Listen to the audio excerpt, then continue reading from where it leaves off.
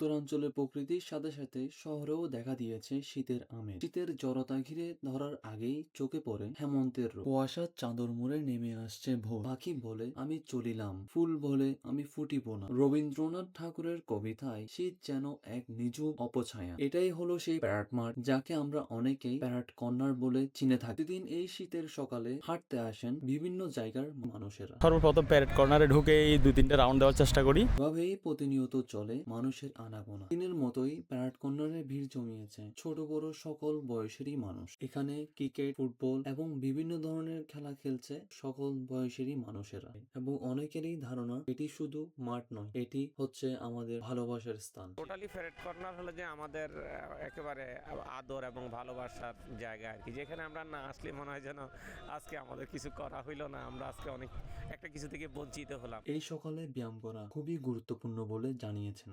আমি সবসময় বলি, আপনারা আসবেন, হাঁটবেন, ব্যায়াম করবেন, প্রতিদিন আসবেন, বিশেষ করে শীতে আর আসবেন। এই মাঠে হাঁটার পাশাপাশি অনেকে ব্যায়াম করার ফলে তার নিজের পরিবর্তন কিছুদিনের মধ্যে পেয়েছেন বলে জানান। এক্সারসাইজ ব্যাপারটা হচ্ছে আপনার নিজের উপর নিজে একটা ইনভেস্টমেন্ট করা। যখন আমি প্রথম আসছিলাম তখন আমার শরীরটা একটু মোটা হয়ে গেছিলাম। ব্যথার ওষুধ খেতে হতো এই অল্প বয়সে, আমি তেমন দৌড়াইতে পারতাম না। আলহামদুলিল্লাহ এখন আমি আমার ওজন কমিয়েছি, ওজন কমে আমার শরীরটাকে আমার একদম হালকা হালকা লাগে এখন।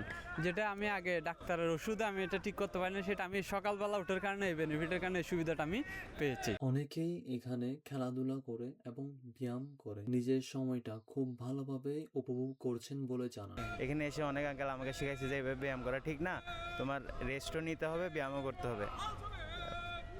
তারপর এখানে এসে ফুটবল খেলে সবার সাথে অনেক মজা করি, আঙ্কেলদের সাথে অনেক ভালো লাগে আমার। অনেকেই নিজের সময়টা হাঁটার ফলে খুব ভালোভাবে উপভোগ করছেন বলে জানান।